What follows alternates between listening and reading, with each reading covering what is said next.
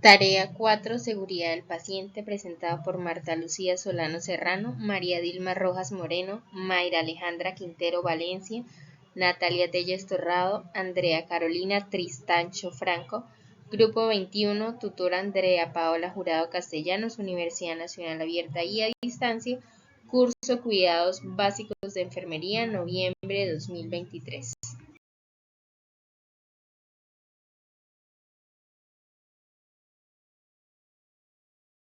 Introducción. La seguridad del paciente se define como procesos y metodologías que se utilizan para minimizar el riesgo de sufrir un evento adverso en el proceso de atención en salud.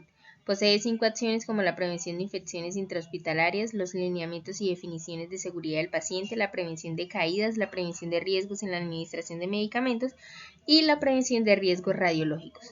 En el desarrollo del trabajo se conocerán cada una de las 5 acciones y la importancia que tiene para la seguridad del paciente. Se identificará la función que tiene el administrador de salud como garante en el desarrollo de la seguridad del paciente en la institución en que labora para garantizar que se brinde un servicio con calidad y más humanizado. Objetivos. En los objetivos encontramos en general, que es llegar a atender las necesidades propias de la seguridad del paciente y de prevención en los establecimientos de salud. Exponer los lineamientos de seguridad del paciente, aclarar la importancia de la prevención de las infecciones intrahospitalarias, entender el paso a paso de los criterios de los riesgos administrativos en los medicamentos, relacionar los parámetros de cuidado en el uso de la radiología e identificar y clasificar las caídas intrahospitalarias. Prevención de infecciones intrahospitalarias. Curso Cuidados Básicos de Enfermería, Programa Administración en Salud. Mi nombre es Natalia Telles Torrado, pertenezco al Grupo 21 de la Universidad Nacional Abierta y a Distancia, UNAD. ¿Qué es las infecciones intrahospitalarias? Son las diversas estrategias y acciones cuyo objetivo es la prevención de la transmisión de las infecciones al interior de los establecimientos de salud y las instituciones cerradas, etc. Las áreas de acción, ¿cuáles son? La vigilancia epidemiológica, las precauciones estándar, el aislamiento hospitalario, la esterilización y desinfección.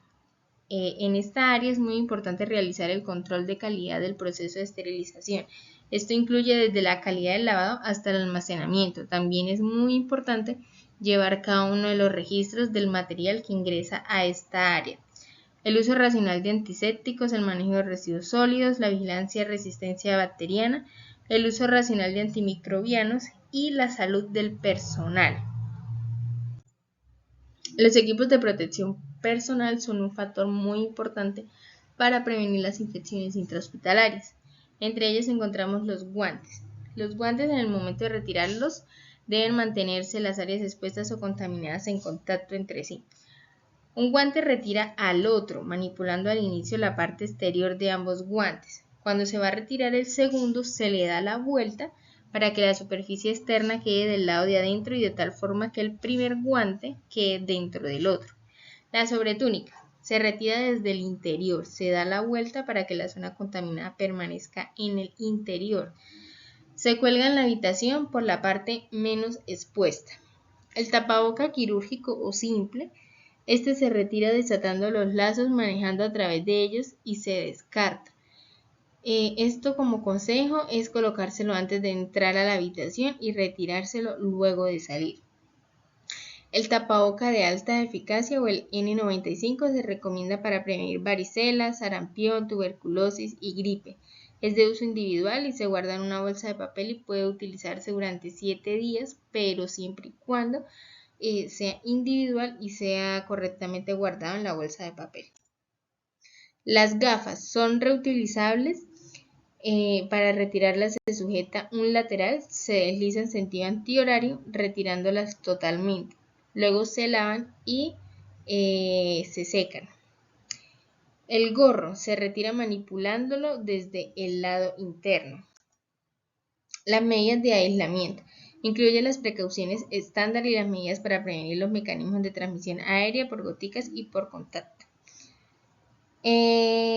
Estas cartillas que creó el MS son lavables, son de diferentes colores y deben estar colocadas en la puerta de cada habitación. La transmisión aérea.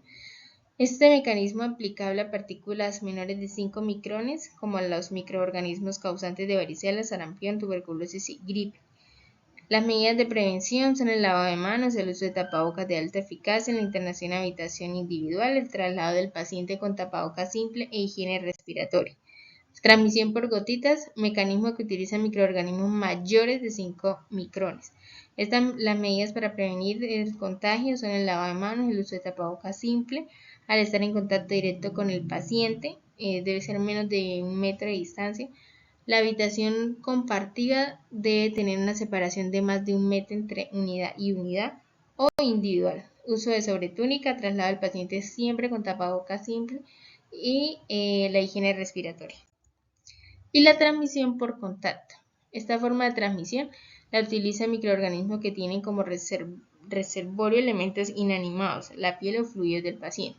Las recomendaciones para prevenir son el lavado de manos, el uso de guantes de higiene al tomar contacto con la piel del paciente, fluidos corporales o fimotis próximos a él y uso de la sobretúnica.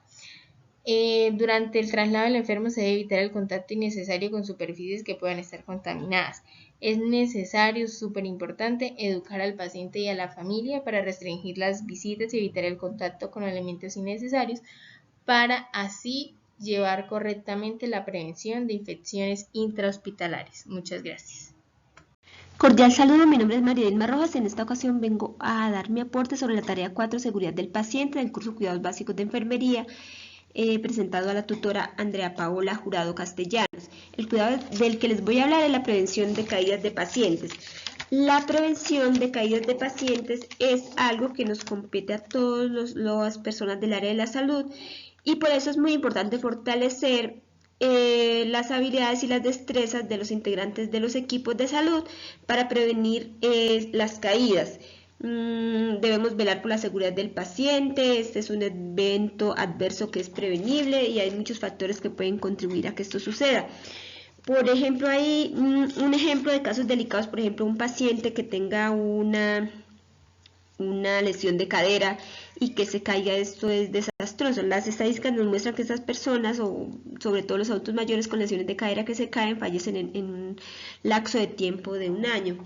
Entonces, tenemos que ser muy cuidadosos con nuestros pacientes para que no se caigan. Los pacientes que tienen más riesgo de caída son los adultos mayores, los niños, los pacientes medicados con medicamentos que le producen algunos efectos secundarios, los pacientes con debilidad muscular, etcétera. Para esta identificación es importante revisar si tiene historia clínica de caídas, si el estado cognitivo está alterado, si tiene enfermedad neurológica que les altera la movilidad, la medicación, como ya lo decía, la debilidad muscular evidente, si son pacientes desorientados y demás. Las medidas para prevenir la caída de los pacientes deben ser de carácter institucional y de talento humano, es decir, todo debe contribuir a que los pacientes no se caigan, tener unas instalaciones que tengan los pisos con antideslizante, que las escaleras tengan sus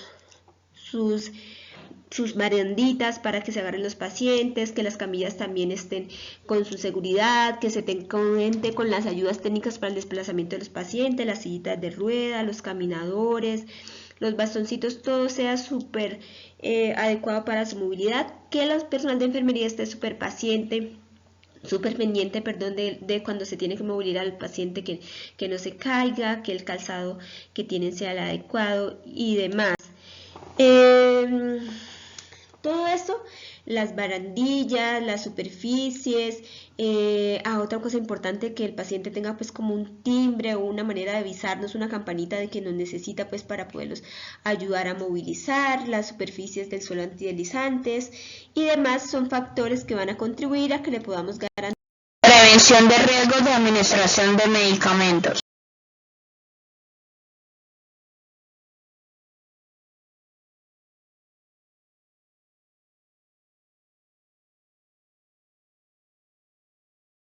Paciente correcto, verificar el brazalete que porta el paciente, preguntar nombre completo al paciente, verificar con historia clínica el nombre del paciente y número de documento, evidenciar que el nombre de la cabecera de la cama sea el mismo.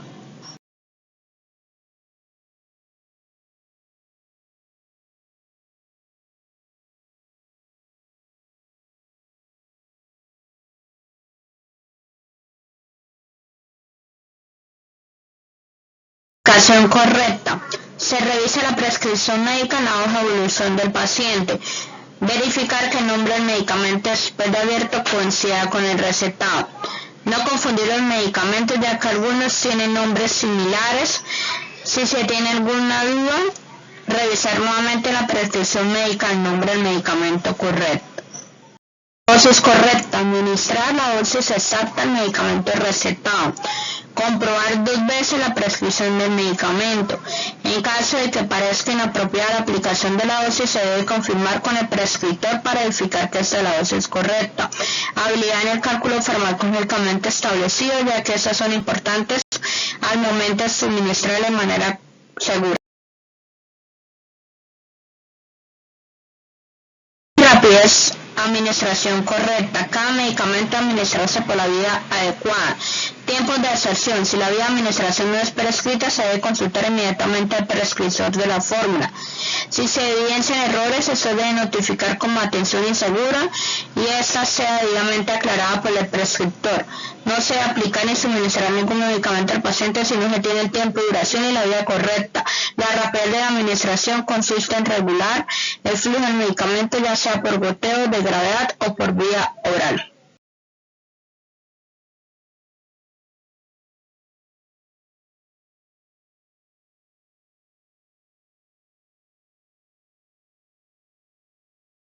Rapidez. Administración correcta. Cada medicamento administrarse por la vía adecuada. Tiempos de absorción. Si la vía de administración no es prescrita, se debe consultar inmediatamente al prescriptor de la fórmula.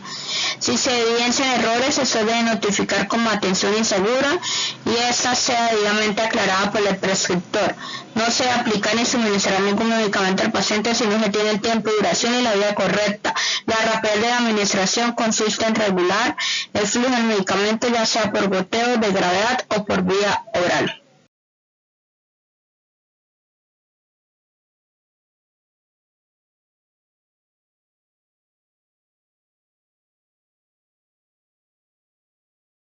Correcto. El medicamento debe suministrarse en el horario establecido para garantizar mejoría en el paciente. Todo medicamento tiene una vía media, la cual hace parte de su administración hasta su eliminación. Debemos prestar atención en el intervalo del tiempo del medicamento. Se debe tener listo el medicamento al momento de que ingresemos a la habitación del paciente. De la fecha de vencimiento del medicamento. Esta es la fecha límite del consumo del medicamento desde el punto de vista sanitario. Comprobar el aspecto del medicamento y la caducidad de este antes de suministrarlo. Informar la acción del medicamento. Educar al paciente acerca del medicamento que se le está suministrando. Informar al familiar o acompañante el nombre y la reacción posible del medicamento. La razón por la cual se le suministra este medicamento en un lenguaje claro y sencillo de entender. Vigilar al paciente los 10 primeros minutos que no presente ninguna reacción al medicamento. Comprobar que el paciente no esté recibiendo ningún medicamento diferente al prescrito. Enterarse del historial farmacológico del paciente, como en la conciliación del medicamento y el medicamento de consumo actual. Evitar la duplicidad del suministro del paciente.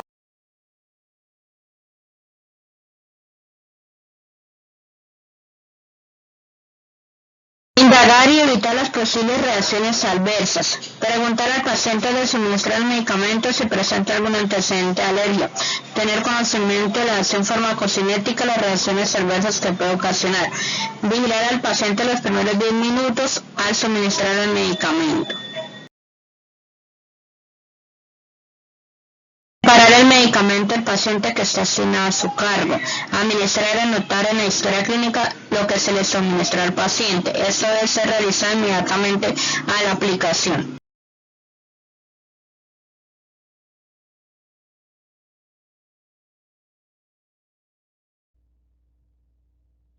Cordial saludo, mi nombre es Marta Lucía Solano y vengo a hablarles sobre prevención de riesgos radiológicos.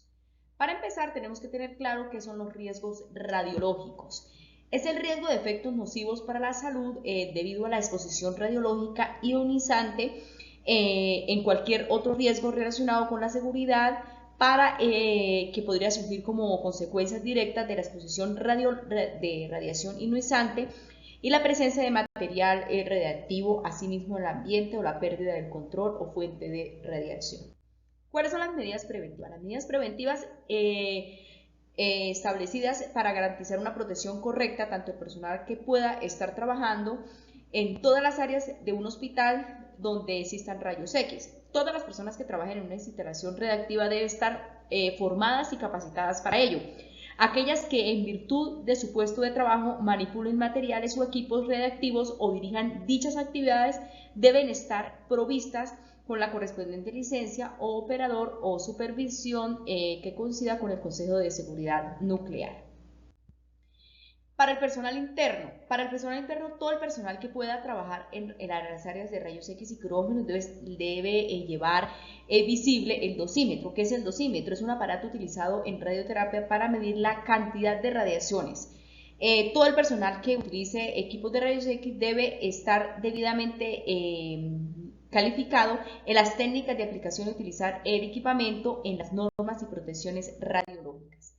Todo el personal profesional expuesto deberá permanecer dentro de la sala de rayos X en el momento que se realiza el disparo, salvo cuando se realicen pruebas dinámicas o cuando el paciente previse ayuda, por ejemplo niños o pacientes de edad avanzada. ¿Qué debe que utilizar? Guantes plomados, protección